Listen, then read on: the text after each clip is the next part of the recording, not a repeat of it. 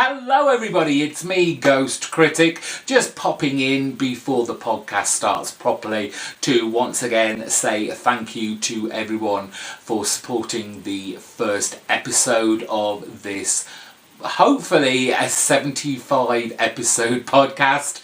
I am going through every single issue of my favourite run of all time, the SandMan, and I have episode 2 for you now.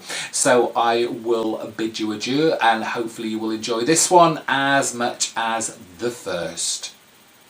Coming home after a prolonged absence, whether it's been a weekend away, a 2-week holiday, or even returning to where you grew up, always has a strange effect on me. It's almost as if I expect home not to be there when I return, as if my absence has negated its existence, as though it couldn't possibly survive without me.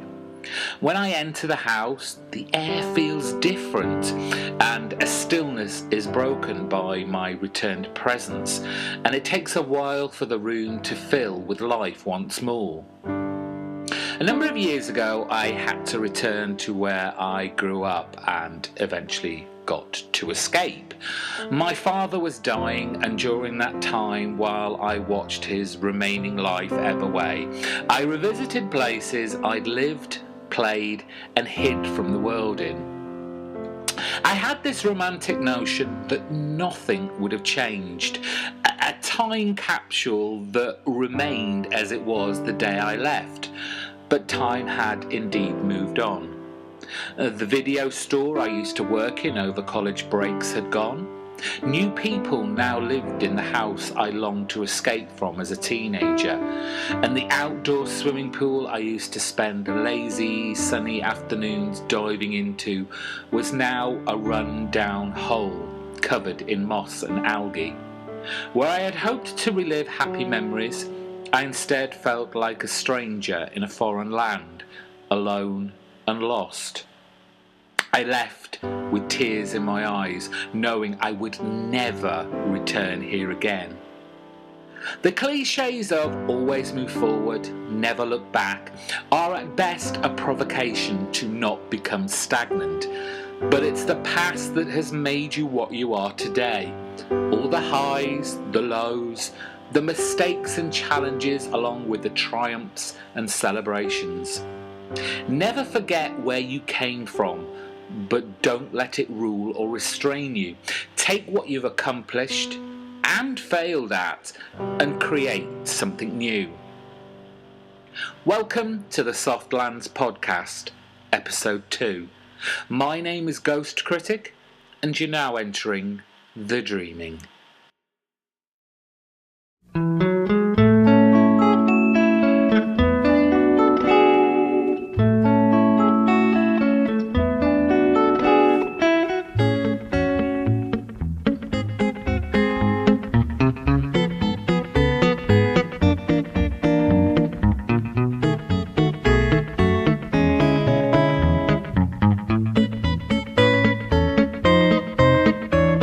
Issue 2, entitled Imperfect Hosts, our Dream Lord returns home to his place of power, his headquarters, so to speak. Justice League had the Watchtower, the Teen Titans had Titan Towers, Batman his Batcave, Superman his Fortress of Solitude, and Dream has, well, it's called many things through Gaiman's run. The Dreamland, Dreamtime, the unconscious, and many more besides. And this issue is very much about names and introduces many new and old characters. Before Dream makes his not-so-grand return, the issue opens on 2 bickering brothers. These are Cain and Abel.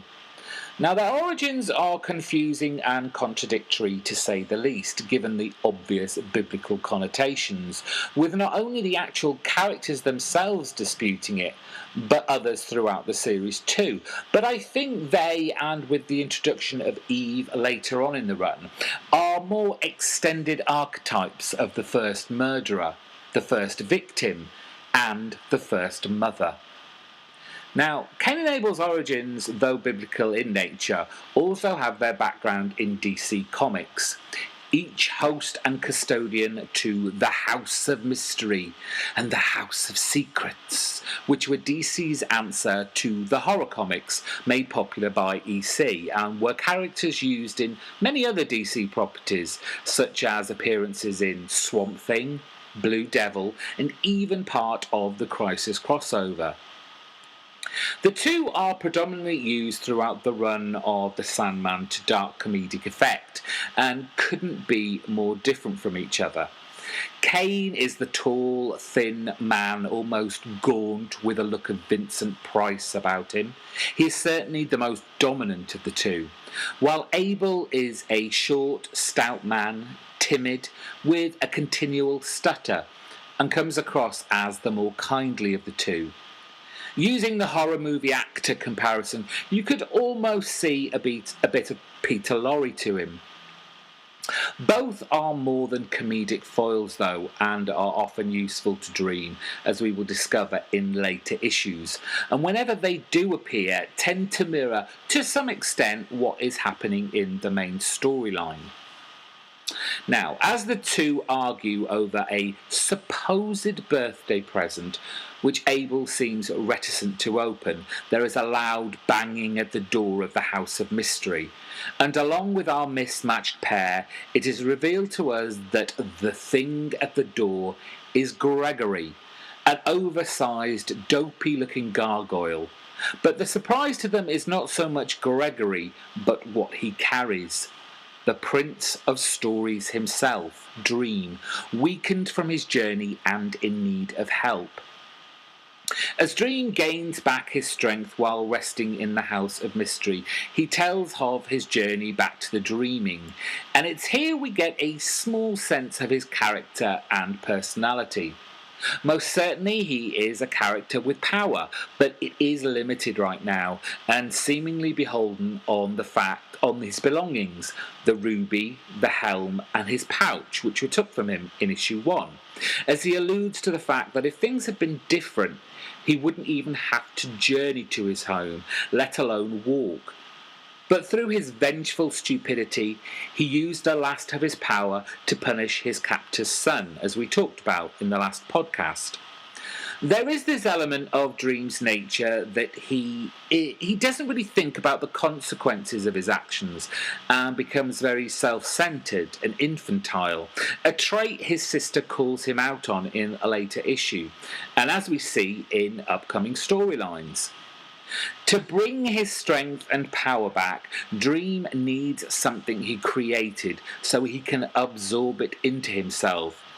Again, here the reader gets the impression that everything within the dreaming is part of him as he releases and reabsorbs the commissions he gave to the brothers, something that was created before the dawn of time. Again, we get this almost biblical sense to the world of SandMan, where Dream is portrayed as a godlike creator. We have already been introduced to this family as the Endless, so they must have been around for a while. So why not before the world was created? Do the Endless predate God? The scene changes dramatically while Dream confirms his imprisoned status of these last 70-odd years. We move to another place of incarceration, and probably one of the most well-known, especially to you Bat fans out there, the gates of Arkham Asylum for the criminally insane. Now you have to remember that although the series was eventually collected through the DC Vertigo imprint, the single issues started off published through its main DC brand with a "for mature readers" warning on it, which meant although Gaiman was off creating his own world, he was still able to connect it to the main universe and have these guest appearances, of which the introduction of our next character was to be the first of many. However, Gaiman was severely constrained on who of the regular DCU characters he could use within the pages of the SandMan, basically due to creators either already using them about to use them or had been put aside for someone to use in the future. But to me, this played to Gaiman's advantage, as he was able to plunder some not so recognisable characters from DC's past and breathe new life into them. Locked away in what looks like the bowels of the Institute is John Dee, another victim to Dream's capture. Long-term readers of DC would have known him better by his villainous nom de plume, Dr. Destiny. Now, his mother Ethel has come to pay her son a visit after searching for him for almost a decade, and presents a photograph of a handsome young man. Presumably the most recent picture she has of him, and through insistence and the threat of attorneys is allowed to see what is left of her son, as we are confronted with a man, the shadow of his former self, old and withered, almost corpse-like, ranting about dreams and how they have been taken away from him. The scene lasts but 2 pages of this particular issue, but as always, this has not been placed here by chance, and we will meet back up with Dr. Destiny in a few issues' time.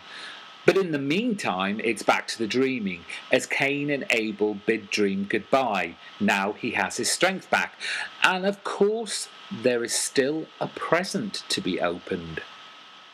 Dream still hasn't enough power to transport himself directly to his home, and so continues his journey on foot to the centre of the dreaming, till he comes to the gates of Horn and Ivory. Another historical literary allusion that dates back to Greek times, these being gateways to dreams, though serving different purposes. Ivory in the Greek language meant deceive, while horn meant fulfill or truth, and we have this concept now of false and true dreams. But the thing to notice here is that Dream explains at some point both of these gates were guarded, but now only the Horn Gate stands unguarded. The gate to false dreams, however, is still. What does this mean? With Dream gone for so long and cut off from his world that he created with such order, did this mean that all this while only true dreams were being released? While that might sound a good deal, I think listeners need to remember the truth can often be just as hurtful as a lie. With the law of the land Dream incarcerated for so long, why not leave the gates of Ivory open and wreak havoc across the world? As Dream opens the gate, expecting to see the wondrous sight of his home, he is instead confronted with the crumbling remains of his palace and a shadowy figure looking on, the sadness and loss etched on Dream's face. Our shadowy figure is Lucian, another character created back in the 1970s, making his first appearance in Weird Mystery Tales 17. The name Lucian is the French version of an ancient Greek name Lucius, which means light, and Lucian feels very much the last bastion in Dream's crumbling world.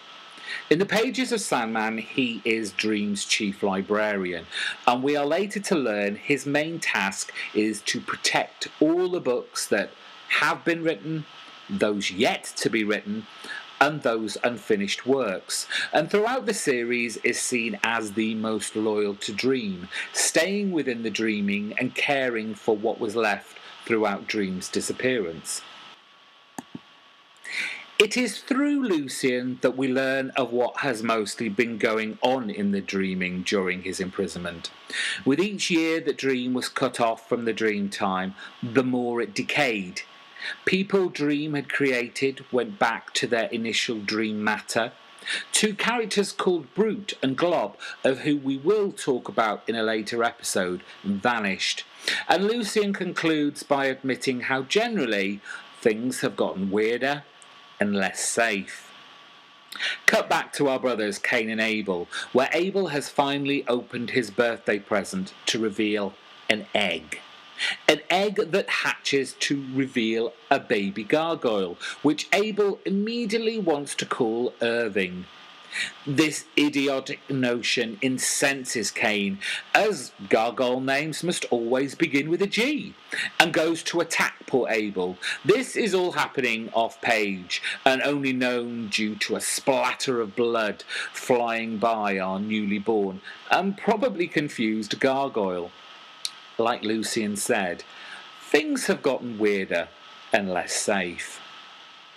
Dream's mere presence back in his homeland does not instantly remake his dominion. It has made him stronger, but as he admits to himself, he has put too much stock in his tools that were stolen from him, the helm, the pendant, and his bag of sand, and must therefore seek them out. But where does he even begin to look for them? Lucian suggests talking to the 3-in-1. Now these, them, or indeed this person is quite the complicated structure based around a Greco-Roman goddess often associated with witches. While in the pages of Dream we always see them as 3 individual people, a virginal beauty, a matronly mother figure, and a withered old hag, each with their own names, they are actually more of a singular concept, of which these 3 embody the triad aspect of the one construct. Called by many names throughout their appearances within the pages of SandMan, the Hecate, the Moray, the Kindly Ones, among others, but here they are introduced as Cynthia, Mildred, and Mordred. It is these individuals that Dream hopes can set him on his path, as they have been known to have the power to foretell the future and see where lost people or things are located. Of course, the path to these questions are never that simple. There are rules, and no answer is ever given freely and simply within the pages of the SandMan. Dream can ask 3 questions and 3 alone, and much like a certain genie with his lamp and his wishes, thought should always be taken before requesting. Once again, Gaiman manages to incorporate the DC universe, where it doesn't feel so forced or out of place, as we glimpse into the whereabouts of his tools. His pouch of sand was last to be held by a familiar face within the Vertigo universe, the anti-hero John Constantine. More on him in the next episode. His helm takes us back to the first issue, where it was traded with a demon, and his ruby dreamstone brings the Justice League into the fold. Of course, none of the answers really help Dream. As he thanks the 3, they disappear cackling that, "We haven't helped you at all! Your troubles are just beginning." And while Dream contemplates his uphill quest and makes the decision on what to recover first, we cut to someone with a struggle of their own, as we sneak a peek at Abel, who has been dead for a couple of hours. However, nothing really dies here, at least not unless it's by the hand of Dream himself, as Abel's body slowly begins to repair itself, and he painfully clambers his way back up to the house as his bones reconstruct themselves.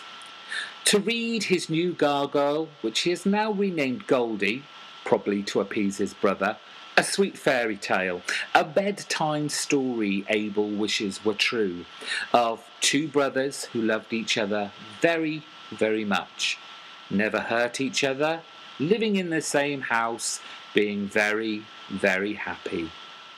It's a sad scene to end the issue on, as we, just like Abel knows, isn't real or ever going to happen.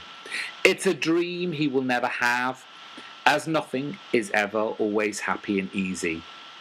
Real life gets in the way, and it can be a dark and nasty journey.